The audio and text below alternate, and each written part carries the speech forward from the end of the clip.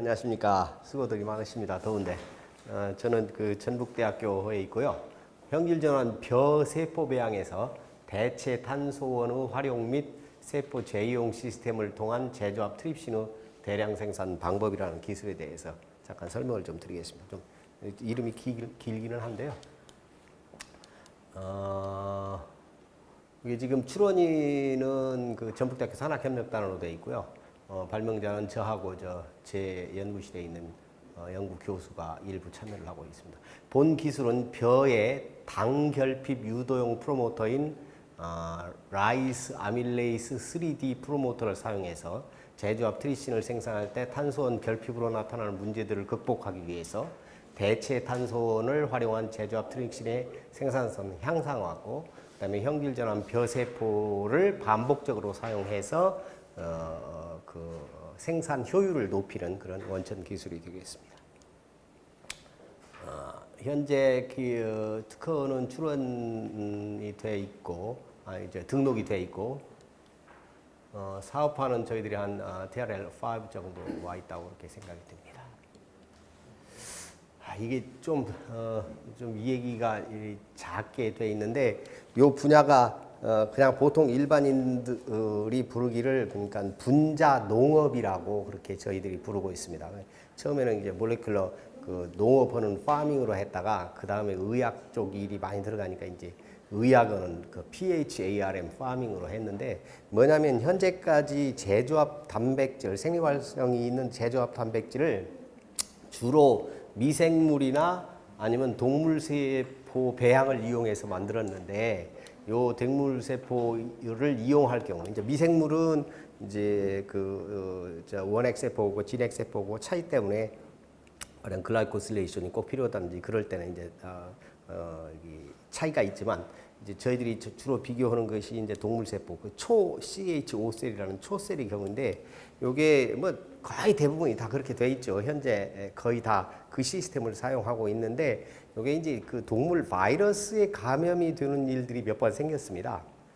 그래서 동물 바이러스에 감염이 되는 것을 막을 수 있는 방법이 없겠느냐 하는 것을 이제 찾다가 보니까 그러면 그걸 식물 세포를 이용해서 만들어 보는 것이 어떻겠느냐는 그런 대체적인 방법으로 이제 대안이 된 겁니다. 그래서 보통 이제 저희들이 이 얘기를 할 때 미생물, 동물, 식물 시스템을 이용할 때 이런 그 각각의 장단점들이 있고 그 식물의 장점을 우선 그냥 이 얘기를 한다면 아까 얘기한 대로 그 동물 바이러스의 컨테미네이션 될 우려가 없다. 저희들은 그 사람이 식물 바이러스를 먹거나 맞거나 해도 뭐 전혀 문제가 없으니까요. 그 다음에 굉장히 싸게 만들 수 있다. 그래서 보통 이 데이터들을 많이 사용하는데 우리가 아까 얘기한 CHO 가장 많이 쓰는 CHO 셀을 쓸 때 제조합 단백질이 보통 그람당 300에서 3,000불 정도 든다고 그러면 식물 세포 배양을 하면 60 내지 80불 정도 들어서 좀 싸게 쓸 수 있다. 그런 장점을 가지고 있습니다. 두 번째 저희들이 이제 이 일을 한 20년 전에 시작을 할 때 이제 이 표를 보여드리는 것이 제일 좋을 것 같군요.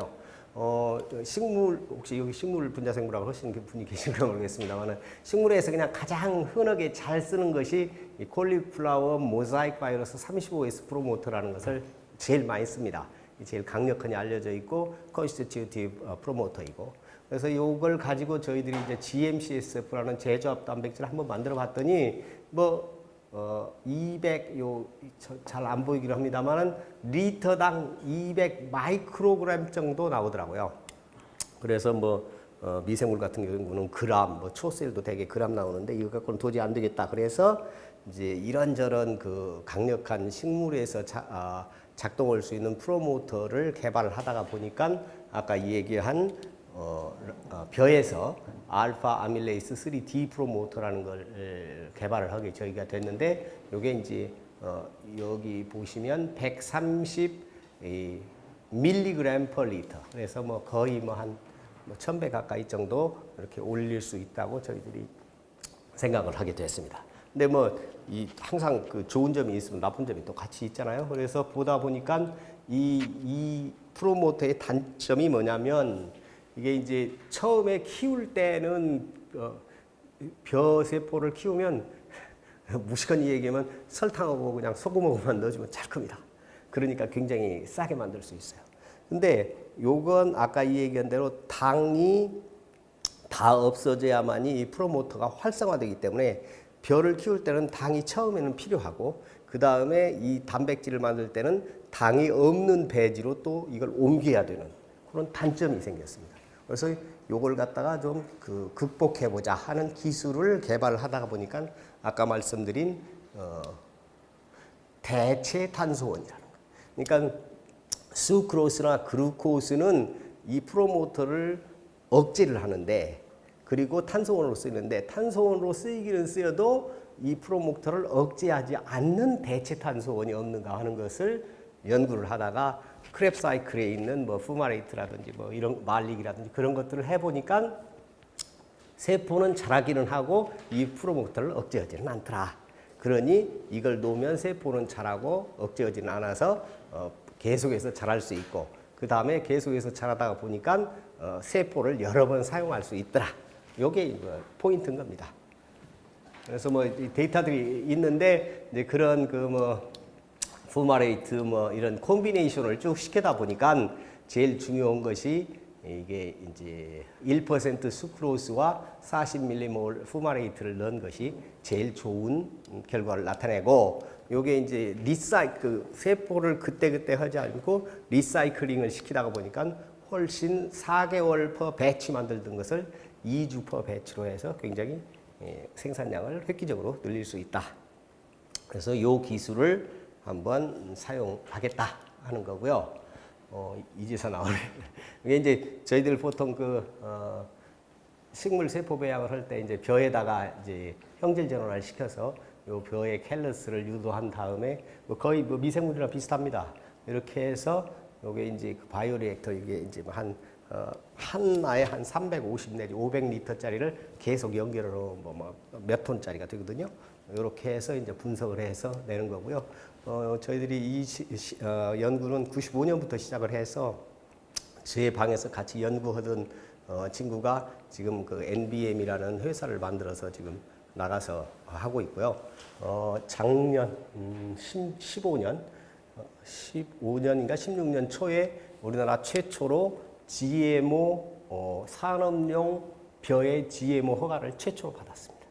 그래서 지금까지는 이게 이제 법적인 제재 때문에 못 됐는데 이게 이제 GMO 허가를 받았기 때문에 그걸 돌파를 해서 많은 품목이 이제 나오리라고 생각하고 있고 지금 EGF라는 화장품에 들어가는 에피더멀 그로스 팩터라는 EGF를 만들어서 현재 팔고 있고 이 트립신도 이제 저희들이 이제 대량 생산을 할 생각입니다.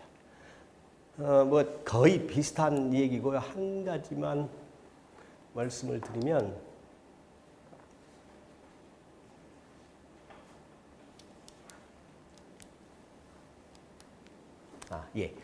왜 트립신이 또 중요하냐면요. 이게 지금 아까 말씀드린 대로 동물성 바이러스의 크로스 컨태미네이션 때문에 특히 유럽 의약품청을 중심으로 해서 현재까지 쓰고 있는 동물에서 추출된 그런 단백질 분해 요소를 앞으로는 쓰지 말고 non 애니멀 소스의 단백질 분해 요소를 써라. 그런 것이 EPA의 유럽 의약품청의 제안입니다. 그런데 문제는 뭐냐면 그러면 이제 제조업 단백질 분해 효소를 만들면 되겠는데 잘 아시다시피 단백질 분해 효소는 가령 이제 아까 이 얘기한 대로 미생물에서도 또는 동물 세포에서도 만들 수 있는데 요 자체가 세포를 분해하고 세포에 영향을 미치기 때문에 고효율로 미생물이나 동물 세포에서 발현시키면 동물 세포 호스트 셀 자체가 영향을 받아서 크지를 못합니다. 그렇기 때문에 이제 셀월이 있는 식물 세포에서 발현시키는 것이 굉장히 이점이 있다. 저희들은 이제 그렇게 이해를 해서 이제 하고 있습니다. 국내의 시장은 현재 분자 농업이라는 게 산업화가 된 지가 2012년 그러니까 한 5년 전에 돼서 상당히 많이 나오고는 있습니다만은 초셀에 비해서는 굉장히 말하자면 얼터너티브한 방법이지 뭐 그걸 완전히 대체할 수 있는 방법은 아닙니다. 그래서 이런 그 특별한 경우, 그 다음에 특장을 가지고 있는 경우에 굉장히 많이 되고 있고, 특히 저희 나라가 이제 이 기술 자체가 뭐 한 10년, 20년밖에 안 된 기술이기 때문에 저희 나라가 많이 쫓아가 있어서 그것을 빨리 캐치업을 해서 세계적인 시장을 점유할 수 있는 그런 가능성이 굉장히 큰 그런 분야가 되겠습니다.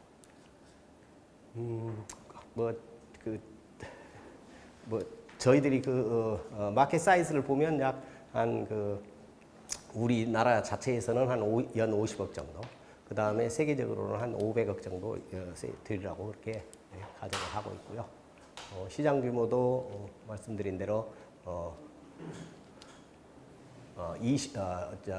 연평균 성장률이 대개 20% 이상을 현재 차지하고 있고요. 저희들 생각에는 지금 굉장히 치열한 시장 경쟁이 시작이 됐다고 그렇게 생각을 합니다. 시장의 성숙도는 아직 이제 아까 말씀드린 대로 제품이 세계에서 제품이 한두 개, 뭐 서너 개 정도 나와 있는 거기 때문에 아직 도입기라고 저희들이 생각을 하고 있습니다. 시간이 좀 오버돼서요. 예, 알겠습니다. 아까도 말씀드린 대로 NBM이라는 회사하고 저희들이 한 10여 년 정도 같이 연구를 해왔기 때문에 본인들이 지금 아까 말씀드린 벼 현탁세포 대량 배양 시스템을 잘 가지고 있어서 글로 이 기술을 연계시키면 바로 아마 2, 3년 이내에 현실화시켜서 적응을 바로 할 수 있으리라고 그렇게 기대를 하고 있습니다. 지금 전북대학교 산업협력단이 소유하고 있기 때문에 다른 문제는 없을 것 같습니다.